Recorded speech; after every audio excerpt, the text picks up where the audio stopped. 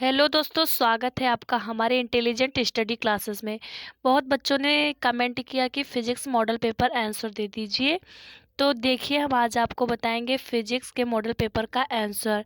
पहले का होगा 6% और खा का होगा -t-2 और गा का होगा त्वरण का और घा पिंड का वेग और अदिश राशि का पूछा था। अदिश राशि इसमें से कौन है? तो इसमें से होगा दाब और ए व बी दोनों के लंबवत होगा।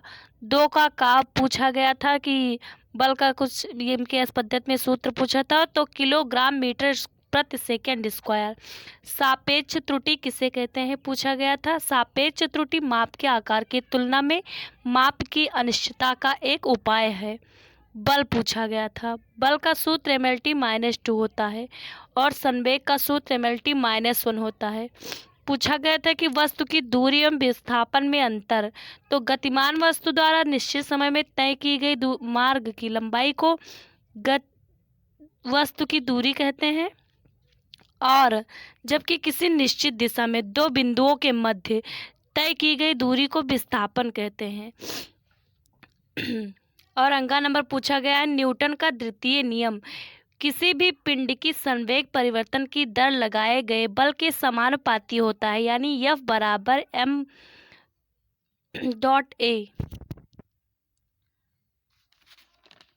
देख लीजिए, आप लोग स्क्रीनशॉट ले सकते हैं इसका।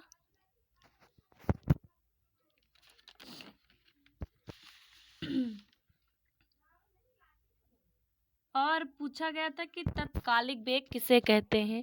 किसी भी समय पर अभिक्रिया वेग को तत्कालिक, यानी कि किसी भी समय पर होने वाले वेग को तत्कालिक वेग कहते हैं। सदिश एवं अदिश राशि में अंतर बताना था। जिस भौतिक राशि में परिमाण तथा दिशा दोनों पाया जाता है उसे सदिश राशि कहते हैं। एग्जाम्पल में वेग, बल व संवेग एग्जाम्पल भी आते हैं, पूछते हैं पेपर में सदिश व अदिश राशि के एग्जाम्पल। तो देख लीजिए, वेग, बल, संवेग सदिश राशि के एग्जाम्पल हैं और जिन राशि में केवल परिमाण पाया जाता है उन्हें अदिश राशियां कहते हैं। एग्जाम्पल के लिए चाल, दूरी व विस्थापन। और नंबर घ में क्वेश्चन था, तो उसका छोटा सा सवाल है, उसको लगा लीजिए, उसका 20% आएगा। और पूछा गया था कि चाल व वेग में अंतर।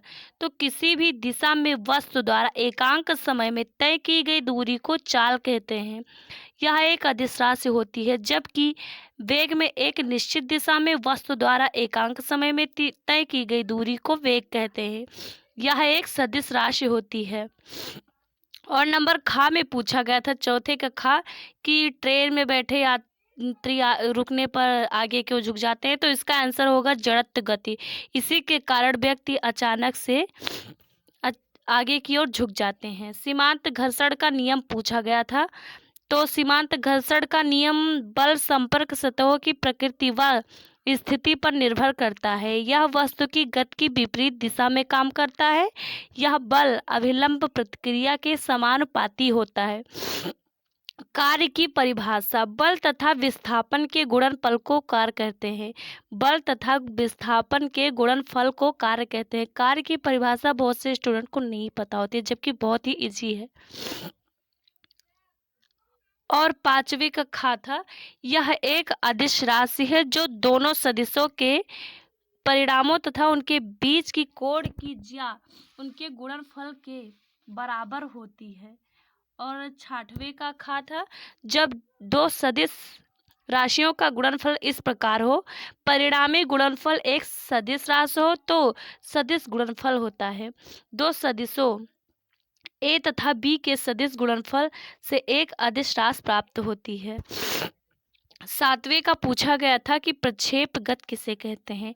तो पृथ्वी की सतह पर निकट क्षेत्र से किसी कोण पर प्रक्षेपित किया जाता है तो गुरुत्वाकर्षणीय जी के अधीन वक्रीय गति करता है, तो उसे प्रक्षेपगत कहते हैं।